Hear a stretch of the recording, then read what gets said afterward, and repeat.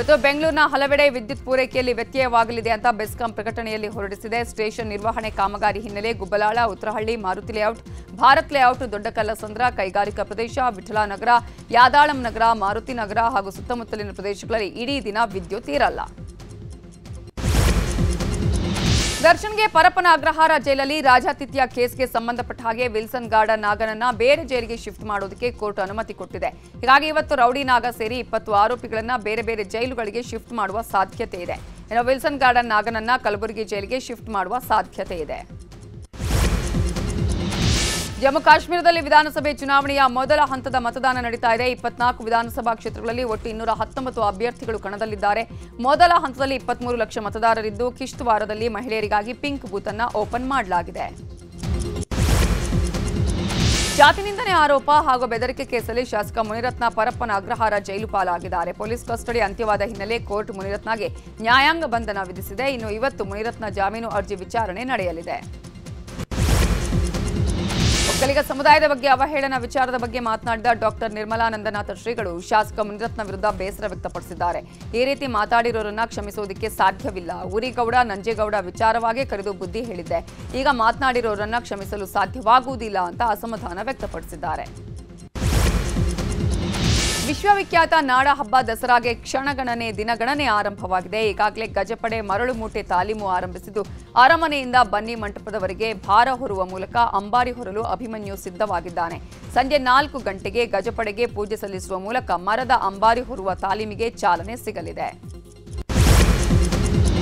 ಬಳ್ಳಾರಿ ಜೈಲಲ್ಲಿರುವ ನಟ ದರ್ಶನ್ನ ಪತ್ನಿ ವಿಜಯಲಕ್ಷ್ಮಿ ಭೇಟಿಯಾಗಿದ್ರು. ನಟ ಧನ್ವೀರ್, ಸುಶಾಂತ್ ನಾಯ್ಡು ಹಾಗೂ ಹೇಮಂತ್ ಅನ್ನುವರ ಜೊತೆ ಆಗಮಿಸಿದ ವಿಜಯಲಕ್ಷ್ಮಿ ದರ್ಶನ್ ಜೊತೆ ಚರ್ಚೆ ನಡೆಸಿದ್ದಾರೆ. ಇದೇ ವೇಳೆ ದರ್ಶನ್ಗೆ ಒಂದು ಬ್ಯಾಗಲ್ಲಿ ಬಟ್ಟೆ ಹಾಗೂ ಇನ್ನೊಂದು ಬ್ಯಾಗಲ್ಲಿ ಡ್ರೈ ಫ್ರೂಟ್ಸ್ ಅನ್ನ ಕೊಟ್ಟಿದ್ದಾರೆ. ಸ್ನೇಹಿತರನ್ನ ತಬ್ಬಿ ದರ್ಶನ್ ಭಾವುಕರಾಗಿದ್ರು ಎನ್ನಲಾಗಿದೆ. ಬಳ್ಳಾರಿ ಜೈಲಲ್ಲಿರೋ ದರ್ಶನ್ಗೆ ಟಿವಿ ಭಾಗ್ಯ ಸಿಕ್ಕಿದೆ. ಟಿವಿಯಲ್ಲಿ ದೂರದರ್ಶನ ಮಾತ್ರ ಬರುತ್ತೆ, ಬೇರೆ ಯಾವುದೇ ಖಾಸಗಿ ಚಾನೆಲ್ಗಳ ಸಂಪರ್ಕ ಇಲ್ಲ. ಇನ್ನು ಟಿವಿ ಬೆನ್ನಲ್ಲೇ ಹಾಸಿಗೆ, ದಿಂಬು, ಪ್ಲಾಸ್ಟಿಕ್ ಚೇರ್ಗೂ ದರ್ಶನ್ ಮನವಿ ಮಾಡಿದ್ದು ಇದಕ್ಕೆ ಕೋರ್ಟ್ನಲ್ಲೂ ಮನವಿ ಸಲ್ಲಿಸಿದ್ದಾರೆ. ಇವತ್ತು ಪರಿಶೀಲಿಸಿ ಹಾಸಿಗೆ, ದಿಂಬು ಕೊಡುವ ಸಾಧ್ಯತೆ ಇದೆ. ದರ್ಶನ್ ಅಂಡ್ ಗ್ಯಾಂಗ್ಗೆ ಸೆಪ್ಟೆಂಬರ್ 30ರವರೆಗೆ ಜೈಲೂಟ ಖಾಯಂ ಆಗಿದೆ. ಇದೇ ವೇಳೆ ಬಾಕಿ ಇದ್ದ ಸಿಎಫ್ಎಸ್ಎಲ್ ವರದಿಗಳನ್ನು ತನಿಖಾಧಿಕಾರಿ ಕೋರ್ಟ್ಗೆ ಸಲ್ಲಿಸಿದ್ರು. ಇದರ ಜೊತೆಗೆ ಕೆಲವು ಟೆಕ್ನಿಕಲ್ ಎವಿಡೆನ್ಸ್ ಅನ್ನು ನೀಡಿದ್ರು. ದರ್ಶನ್ ವಿಚಾರದ ಬಗ್ಗೆ ನಟ ಉಪೇಂದ್ರ ಕೊನೆಗೂ ಮೌನ ಮುರಿದಿದ್ದಾರೆ. ನ್ಯೂಸ್ 18 ಜೊತೆ ಮಾತನಾಡಿದ ನಟ ಉಪೇಂದ್ರ, ದರ್ಶನ್ ಪರಿಸ್ಥಿತಿ ನೆನೆದು ಬೇಸರ ಆಗ್ತಿದೆ. ನಡೆಯಬಾರದಂತಹ ವಿಚಾರ ನಡೆದು ಹೋಗಿದೆ. ದರ್ಶನ್ ಫ್ಯಾಮಿಲಿ, ಫ್ಯಾನ್ಸ್ ಎಲ್ರಿಗೂ ಇದು ನೋವಿನ ಸಂಗತಿ. ನಾನು ನೋಡಿದಂತೆ ದರ್ಶನ್ ಒಬ್ಬ ಒಳ್ಳೆಯ ಮನುಷ್ಯ. ಕೇಸಲ್ಲಿ ಮುಂದೆ ಏನಾಗುತ್ತೋ ನೋಡೋಣ ಅಂತ ಹೇಳಿದರು. ಹುಬ್ಬಳ್ಳಿ ಮಹಾನಗರ ಪಾಲಿಕೆ ವಿರುದ್ಧ ಗುತ್ತಿಗೆದಾರರು ಆಕ್ರೋಶ ಹೊರಹಾಕಿದ್ದಾರೆ. 1 ಕೋಟಿ ಮೀರದಂತಹ ಕಾಮಗಾರಿಗಳಲ್ಲಿ ಮೀಸಲಾತಿ ನೀಡಿ ಪಾರದರ್ಶಕ ಕಾಯ್ದೆಗೆ ತಿದ್ದುಪಡಿ ತಂದಿದ್ರು. ಪಾಲಿಕೆ ಅಧಿಕಾರಿಗಳು ಪಾಲಿಸುತ್ತಿಲ್ಲ ಅಂತ ಗುತ್ತಿಗೆದಾರರ ಸಂಘ ಆರೋಪಿಸಿದೆ. ರಾಮನಗರ ಜಿಲ್ಲೆಯ ಚನ್ನಪಟ್ಟಣದಿಂದ ಹಲಗೂರು ಮಾರ್ಗದ ರಾಜ್ಯ ಹೆದ್ದಾರಿಯಲ್ಲಿ ನಿರ್ವಹಣೆ ಕೊರತೆ ಎದುರಾಗಿದೆ. ವಿರೂಪಾಕ್ಷಿಪುರ ಮಂಗಡಹಳ್ಳಿ ಮಧ್ಯೆ ಸಿಗುವ ಮುಳ್ಳಿಕೆರೆ ಏರಿ ರಸ್ತೆಯಲ್ಲಿ ಸಂಪೂರ್ಣ ಸತ್ಯ ಬೆಳೆದು ವಾಹನ ಸವಾರರಿಗೆ ಯಮಕಂಟಕವಾಗಿದೆ. ರೈತರ ಜಾತ್ರೆ ಅಂತ ಖ್ಯಾತಿ ಪಡೆದ ಕೃಷಿ ಮೇಳ ಸೆಪ್ಟೆಂಬರ್ 21ರಿಂದ 24ರವರೆಗೆ ಧಾರವಾಡ ಕೃಷಿ ವಿಶ್ವವಿದ್ಯಾಲಯದ ಆವರಣದಲ್ಲಿ ನಡೆಯಲಿದೆ. 4 ದಿನಗಳ ಮೇಳದಲ್ಲಿ ಬೀಜ ಮೇಳ, ಫಲಪುಷ್ಪ ಮೇಳ, ಮತ್ಸ್ಯ ಮೇಳ, ಜಾನುವಾರು ಮೇಳ, ಕೃಷಿ ತಜ್ಞರೊಂದಿಗೆ ಸಮಾಲೋಚನೆ, ಕೃಷಿಯ ಹೊಸ ಆವಿಷ್ಕಾರಗಳು ಸೇರಿದಂತೆ ಹಲವು ಕೃಷಿ ಚಟುವಟಿಕೆಗಳ ಮಾಹಿತಿ ಸಿಗಲಿದೆ.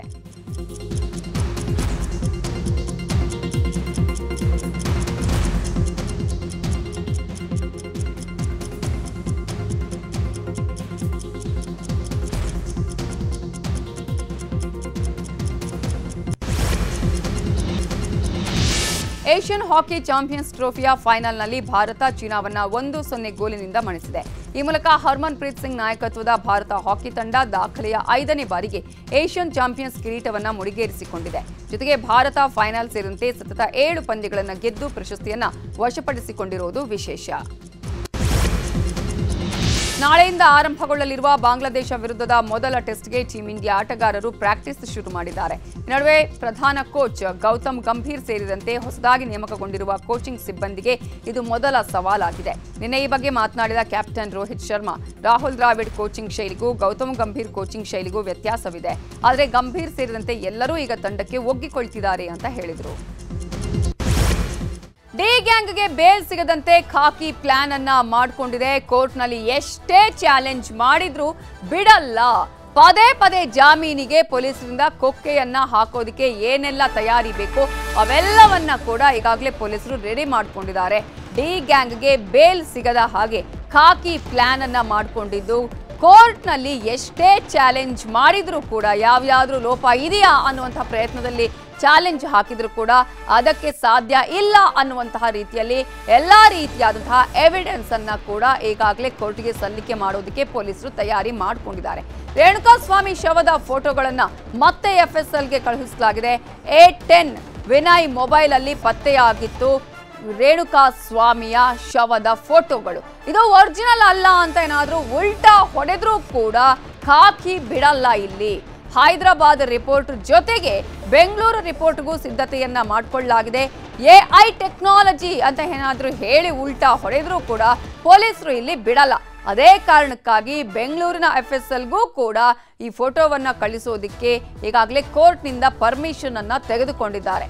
ರಕ್ತ ಸಿಕ್ತ ಫೋಟೋಗಳು, ರೇಣುಕಾಸ್ವಾಮಿ ಮಲಗಿರುವ ಫೋಟೋ, ಕೈ ಮುಗಿತಾ ಇರುವ ಫೋಟೋಗಳೇ ಕೇಸ್ನಲ್ಲಿ ಪ್ರಮುಖ ಸಾಕ್ಷ್ಯ. ಇದೇ ಕಾರಣಕ್ಕೆ ಮತ್ತೆ ಬೆಂಗಳೂರು FSLನಲ್ಲೂ ಪರೀಕ್ಷೆಗೆ ಈ ಫೋಟೋಗಳನ್ನ ಕಳುಹಿಸಲಾಗ್ತಾ ಇದೆ.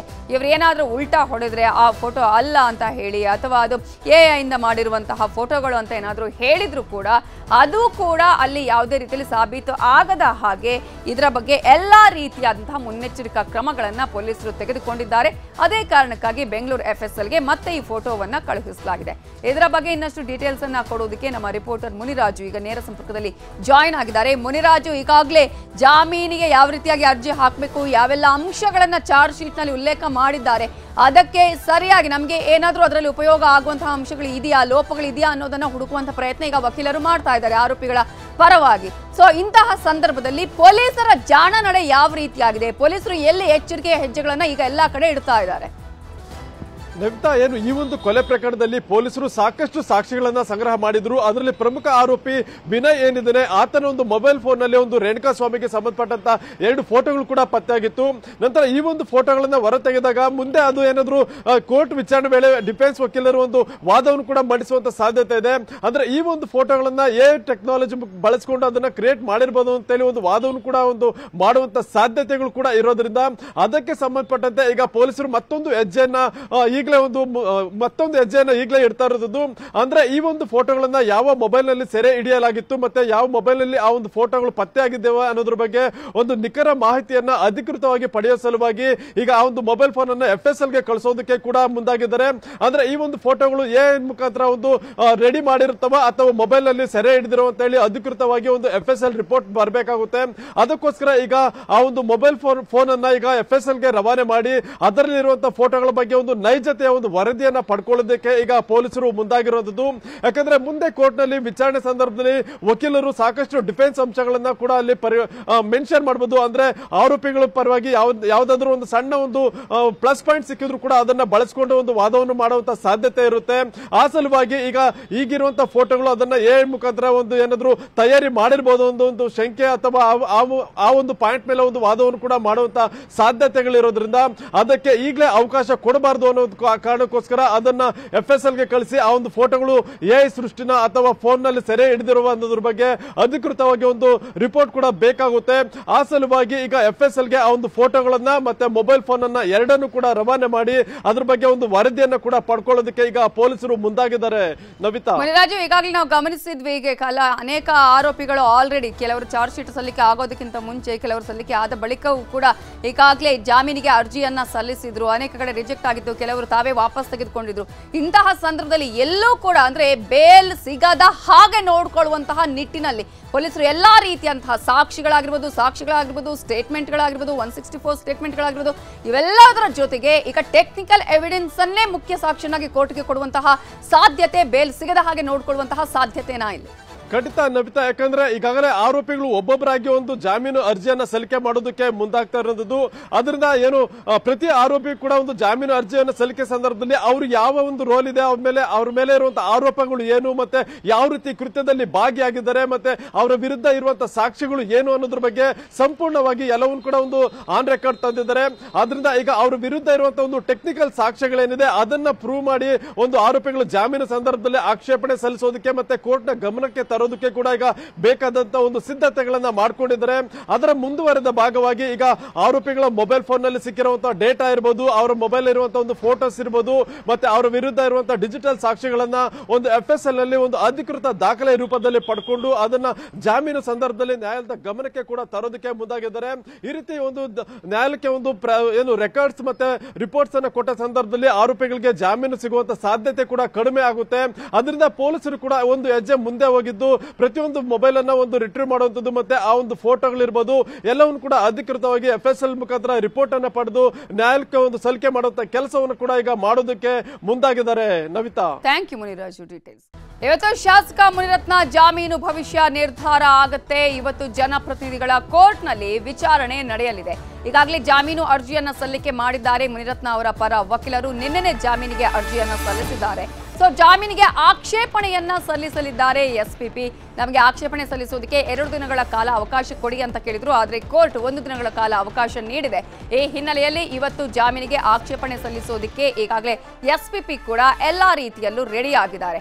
ಇವತ್ತು ಶಾಸಕರಿಗೆ ಜಾಮೀನು ಸಿಗತ್ತಾ ಅಥವಾ ಜೈಲೇ ಗಟ್ಟಿನಾ?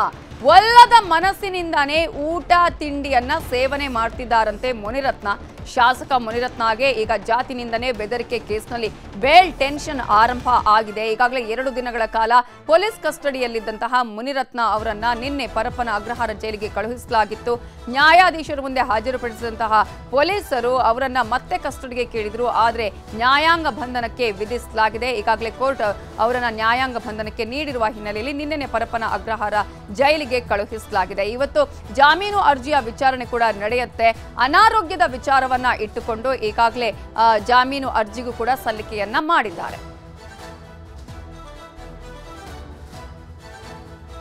ಸೆಂಟ್ರಲ್ ಜೈಲ್ ಈಗ ವಿಐಪಿಗಳ ಅಡ್ಡ. ಪರಪ್ಪನ ಅಗ್ರಹಾರ ಜೈಲಲ್ಲಿ 3 ಲೀಡರ್ಸ್, 3 ಪಾರ್ಟಿಗಳ 3 ಲೀಡರ್ಸ್ ಇದ್ದಾರೆ ಪರಪ್ಪನ ಅಗ್ರಹಾರ ಜೈಲಲ್ಲಿ.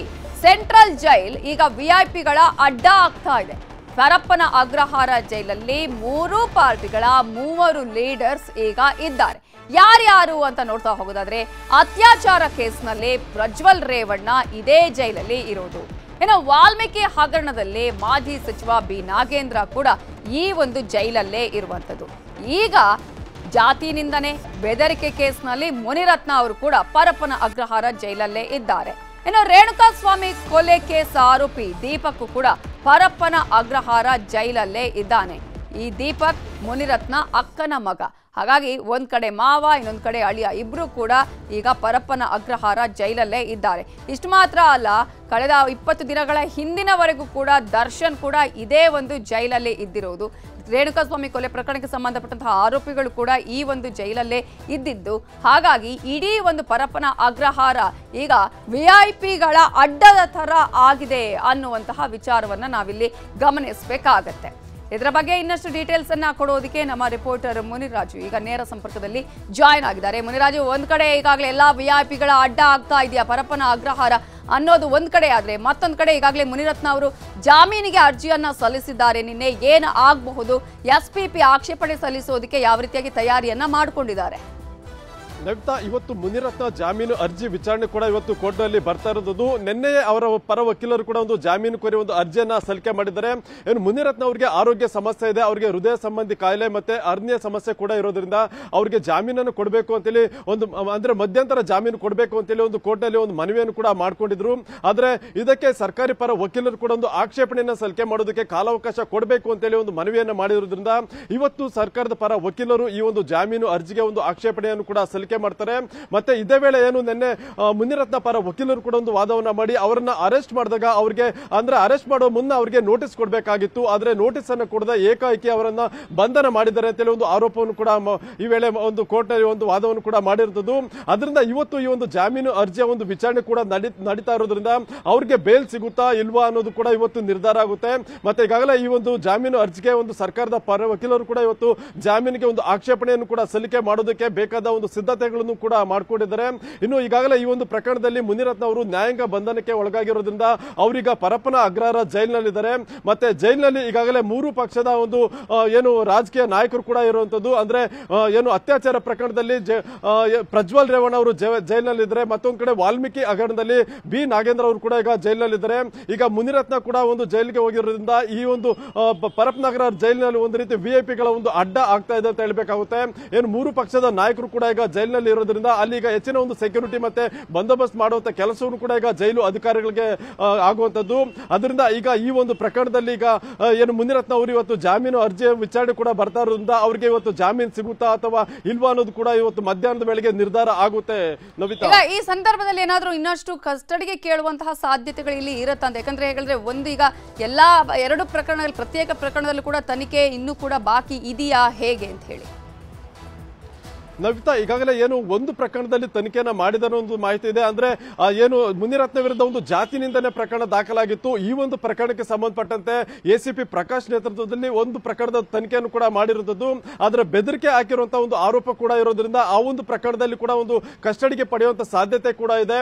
ಆ ಸಲುವಾಗಿ ಇವತ್ತು ಪೊಲೀಸರು ಅವರನ್ನು ಕಸ್ಟಡಿಗೆ ಪಡ್ಕೊಳ್ಳೋದಕ್ಕೆ ಒಂದು ನ್ಯಾಯಾಲಯಕ್ಕೆ ಒಂದು ಮನವಿಯನ್ನು ಕೂಡ ಸಲ್ಲಿಕೆ ಮಾಡುವಂತ ಸಾಧ್ಯತೆ ಇರೋದ್ರಿಂದ ಅವರು ಪೊಲೀಸರು ಮನವಿಯನ್ನು ಮಾಡ್ತಾರಾ ಇಲ್ವಾ ಅನ್ನೋದು ಕೂಡ ಕಾದ್ ನೋಡಬೇಕಾಗಿದೆ. ಯಾಕಂದ್ರೆ ಮುನಿರತ್ನ ವಿರುದ್ಧ ಜಾತಿ ನಿಂದನೆ ಮತ್ತೆ ಜೀವ ಬೆದರಿಕೆ ಹಾಕಿರುವಂತಹ 2 ಕೇಸ್ ರಿಜಿಸ್ಟರ್ ಆಗಿದೆ.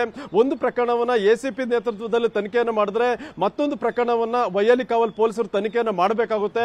ಆ ಸಲುವಾಗಿ ಇವತ್ತು ಬಾಡಿ ವಾರೆಂಟ್ ಮೇಲೆ ಒಂದು ಏನು ಅವರನ್ನ ವಶಕ್ಕೆ ಪಡೆಯೋದಕ್ಕೆ ಒಂದು ಮನವಿಯನ್ನು ಕೂಡ ಸಲ್ಲಿಕೆ ಮಾಡುವಂತ ಸಾಧ್ಯತೆ ಕೂಡ ಇರೋದ್ರಿಂದ ಪೊಲೀಸರು ಅವರನ್ನ ಪುನಃ ಕಸ್ಟಡಿಗೆ ಪಡ್ಕೊಳ್ಳೋದಕ್ಕೆ ಏನಾದ್ರು ಮನವಿಯನ್ನ ಮಾಡ್ತಾರ ಅಥವಾ ಬೇಲ್ಗೆ ಒಂದು ಆಕ್ಷೇಪಣೆಯನ್ನು ಸಲ್ಲಿಕೆ ಮಾಡೋದಕ್ಕೆ ಒಂದು ಸಿದ್ಧತೆಯನ್ನ ಮಾಡ್ತಾರ ಅನ್ನೋದು ಇವತ್ತು ಮಧ್ಯಾಹ್ನದ ವೇಳೆಗೆ ಗೊತ್ತಾಗುತ್ತೆ. ನವಿತಾ, ಈಗಾಗಲೇ ಅನಾರೋಗ್ಯದ ವಿಚಾರವನ್ನ ಇಟ್ಕೊಂಡು ಜಾಮೀನಿಗೆ ಅರ್ಜಿ ಸಲ್ಲಿಸಿರುವಂತದ್ದು, ಒಂದು ಅನಾರೋಗ್ಯದ ವಿಚಾರದಲ್ಲಿ ಜಾಮೀನು ಸಿಗುವಂತಹ ಸಾಧ್ಯತೆಗಳು ಎಷ್ಟರ ಮಟ್ಟಿಗಿದೆ ಅನ್ನೋದು ಒಂದ್ ಕಡೆ ಇದ್ರೆ, ಈಗಾಗಲೇ ವಿಐಪಿ ಅಡ್ಡಗಳ ಬಗ್ಗೆ ಕೂಡ ಮಾತನಾಡ್ತಾ ಇದ್ವಿ. ಎಲ್ಲಾ ಪಕ್ಷದವರು ಇರ್ತಾರೆ, ಜೊತೆಗೆ ಈಗಲೇ ದರ್ಶನ್ ಕೂಡ ಇದೇ ಒಂದು ಪರಪ್ಪನ ಅಗ್ರಹಾರ ಜೈಲಲ್ಲೇ ಇದ್ದಂತವರು ಈಗ ಬಳ್ಳಾರಿ ಜೈಲಿಗೆ ಶಿಫ್ಟ್ ಆಗಿದ್ದಾರೆ ರಾಜಾತಿಥ್ಯದ ವಿಚಾರದಲ್ಲಿ. ಸೊ ರಾಜಾತಿಥ್ಯಕ್ಕೆ ಸಂಬಂಧಪಟ್ಟ ಹಾಗೆ ಈಗ ಇತರೆ ಆರೋಪಿಗಳು ಅಂದ್ರೆ ರೌಡಿಗಳನ್ನ ಕೂಡ ಅಂದ್ರೆ ಈಗ ವಿಲ್ಸನ್ ಗಾರ್ಡನ್ ನಾಗಾ ಸೇರಿದಂತೆ ಅನೇಕರನ್ನ ಬೇರೆ ಬೇರೆ ಜೈಲಿಗೆ ಶಿಫ್ಟ್ ಮಾಡುವಂತಹ ಸಾಧ್ಯತೆಗಳು ಕೂಡ ಇದೆ. ಎಷ್ಟೊತ್ತಿಗೆ ಗೊತ್ತಾಗಬಹುದು?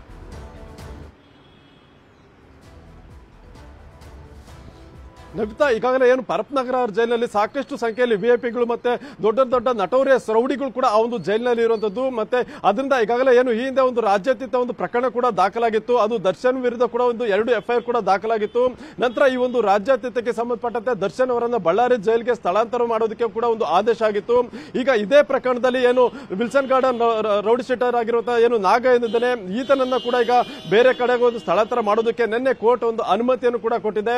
ಇವತ್ತು ಈ ಒಂದು ಅನುಮತಿ ಮತ್ತೆ ಆದೇಶ ಪತ್ರ ಪೊಲೀಸರ ಕೈ ಸೇರ್ತಾ ಇದ್ದಂತೆ ವಿಲ್ಸನ್ ಗಾರ್ಡನ್ ನಾಗ ಮತ್ತೆ ಆತನ ಇಡೀ ಗ್ಯಾಂಗ್ ಅನ್ನ ಬೇರೆ ಬೇರೆ ಒಂದು ಜೈಲ್ಗೆ ಸ್ಥಳಾಂತರ ಮಾಡೋದಕ್ಕೆ ಕೂಡ ಅಧಿಕಾರಿಗಳೀಗ ಸಿದ್ಧತೆಯನ್ನ ಮಾಡ್ಕೊಂಡಿದ್ದಾರೆ. ರೌಡಿ ಶೀಟರ್ ನಾಗನನ್ನ ಏನು ಕಲಬುರಗಿ ಜೈಲ್ಗೆ ಸ್ಥಳಾಂತರ ಮಾಡೋದಕ್ಕೆ ಒಂದು ಲಿಸ್ಟ್ ಅನ್ನ ಮಾಡ್ಕೊಂಡಿರೋದು. ಇನ್ನು ಉಳಿದಂತೆ ಬೇರೆ ಬೇರೆ ಒಂದು ಏನು ರೌಡಿ ಶೀಟರ್ಸ್ ಇದ್ರೆ ಅವರನ್ನ ಬೇರೆ ಬೇರೆ ಒಂದು ಜೈಲುಗಳಿಗೆ ಸ್ಥಳಾಂತರ ಮಾಡೋದಕ್ಕೆ ಅಧಿಕಾರಿಗಳು ತಯಾರಿಯನ್ನ ಮಾಡ್ಕೊಂಡಿದ್ದಾರೆ. Navitha, thank you Munirathna ಡೀಟೇಲ್ಸ್ಗೆ.